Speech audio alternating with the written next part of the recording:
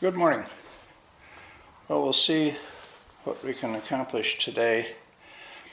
My intent is going to be that I show you how I followed somebody on YouTube, and I can't come up with the guy's name. He showed how to make your own elevation change from foam.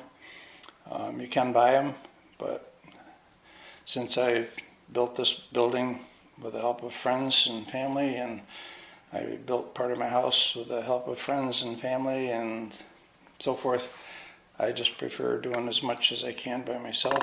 So here I am. So what I need is to get from this elevation change, which is from the Norfolk Southern coming down to what I'm calling Samanthaville, and that is going to come down to this bench work here.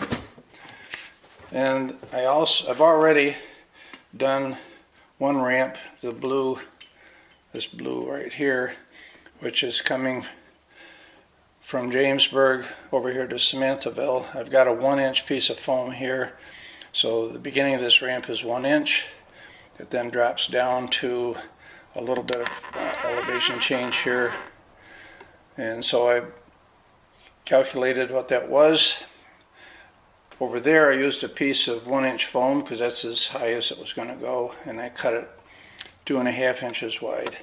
Because my roadbed is 2 inches wide, that works well for a piece of 2-inch rigid foam. So how do you bend a piece of rigid foam? Well, you scarf both sides. This piece, I missed a spot there, but it still curves. I don't know that that shows up, but I can curve it. So now the question is, if I'm going to have a 2.5% grade, how do I get from where that gray insulation stops around down to 0 on my bench work over here? Well, I have a piece of foam. This happens to be 23 inches. It doesn't make much difference other than you've got to be able to get to the middle of this on my bandsaw. Don't use the table saw. Be too much kick. Bandsaw cuts straight down and it's much safer. Obviously, eye protection, dust protection, ear protection, all those protections, you follow your own conscience on that. I decided not to show you that because I don't want to give you any false procedures. So once I know what my length is, and my last piece is 20 inches long, and it goes from about a 1/2 inch down to 0. So how do I figure out what that's going to be? By the way, those of you that do a great job of camera work, I'm not sure how you get anything done. It takes so long to get things set up to do the camera work. So in this case, I want a 2.5% grade, so that means I want to drop 2.5 inches and 100 inches. But I'm not dealing with 100 inches. I didn't know for sure how long it was going to take me to go from the 1/2 inch, which was the end of the last piece that I had done, down to 0. So I want to drop from a 1/2 inch. How far is it going to be? So it's 2.5 and 100, a half and how much? So you do the math. That's 2.5 times x equals 100 times 0.5. You remember the algebra classes, right? So I do my math, and that means that x is going to be 50, which is half of 100 divided by 2.5. Because I divided this side by 2.5, which gives me just x. So doing this math, that means x is 20 inches long. So that's how I knew that that last section to drop the 1/2 inch was going to have to be 20 inches long. I'll show you how I figure out, once I have a piece of foam, how much to drop. Okay, so I showed you how I know the calculation of the length of a ramp if I know how far I want it to drop over this unknown distance. Now I've got a piece of foam that I know is 23 inches long. How much of a drop do I have to get for that point, that 2.5% change in elevation? So again, I'm saying I've got 2.5 inch drop in 100 inches. What's the drop in my 23 inches?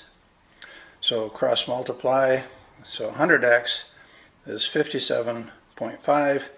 If I divide both sides by 100, that leaves me x and 0.575, which means that my drop in my 23 inch piece is going to be approximately equal to 0.6, a little less. So I then take my foam and the noise on my tripod. So now I mark one end at whatever height it was that I was starting from, which was 2.5 inches. I go the 23 inches and I drop from 2.5 inches down 2, so that's going to be about 1.9 inches. And fortunately, I have all kinds of goodies from all my projects over the years. I don't know if you can see it, but this inside edge is marked in tenths of an inch on my square. So I could measure out the 1.9 inches, make a mark, scribe a line, take it down to my bandsaw, and try to very carefully follow that line so that I go from the 2.5 inches down to 1.9 inches. So that's how I did it. Again, this isn't my technique for making elevation change ramps with foam. Somebody else was nice enough to show that on YouTube. So, oh, and when I cut foam and fine tune it, I found that a fish fillet knife, very sharp. I've got actually a couple of these from the old days when I used to go fishing with a friend, Bill Miller. Don't use it for fish anymore, but it works nice for fine-tuning rigid foam. Well, I'm going to see about going in and having breakfast. Hope you have a great day. Hope your plans come to fruition. Well, I didn't make it in for breakfast yet, I happen to think. I'll show you how I mark out my radius. So from the edge of my foam over to the wall, I found that I could get 28 inches from the edge to be on the inside of that foam ramp, and I'd have enough room to the wall. So I came out 28 inches from my starting point for my ramp, and I put a screw here, and then actually I've got a yardstick, and I know you're not going to be able to see this, which I guess you can. I've cut holes every 2 inches or so out here for a pencil to sit through. I've got a hole in this end as my center of my curve, my circle. So I get my, again, you guys with the camera work, bless you, you do such a great job. So I've got my yardstick over my screw. I then take a pencil and I came out here to 29 inches because my screw is at 1 inch. And I can get some of the circle marked here. If I had a wide open space, obviously that'd be nice. I could swing the whole arch and have it. So then what I had to do after that was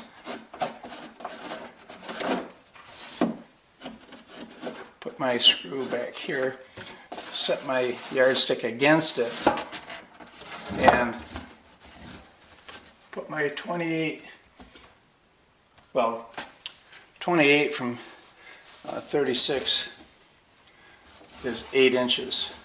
So I put my 8-inch mark here at the screw, I took a Sharpie, which I ended up doing at the end, made a little mark, move it a couple inches, make a little mark. I know it takes time, but time is what this hobby's about. So made a number of little marks, and then I freehanded and connected them. So that gives me my guideline for where I'm going to put my inside edge of my ramp. We'll set there. I can then work this around, follow my line. I use mastic for this. I just want, because there's a lot of tension on this. And then I put bricks on it, and that will hold it in place until the mastic secures. So that's I guess, in a nutshell, squash shell, how I do my ramps. Hope it's of some help and give you at least some direction for you to head off and be your own creator. Well, the ramp is in place, and now I have to determine what landforms I want around it. Either have the landform a little lower so it is elevated, or I can have the landforms around it a little higher and it can be a cutout. Now I've got a few other closing thoughts I wanted to clarify. I had said that this was 2.5 inches high, and then I used 2.5 over 100 in my calculations. Those two are not related. The 2.5 over 100 in the calculations is because I wanted a 2.5% grade. If I'd wanted a 3% grade, it would be 3 over 100, 2% grade would be 2 over 100, and so forth. Those two numbers of 2.5 just happen to match up. That's not the intent.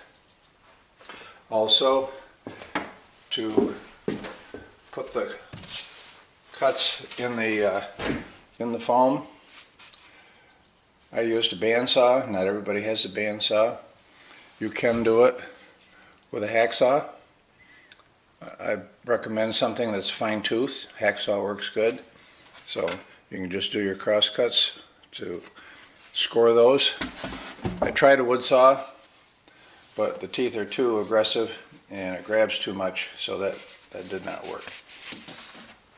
Also, when I get done with my mastic or caulk, I use duct tape, wrap it around a couple, 3 times, and then I squeeze off the end, and that seals it from the air.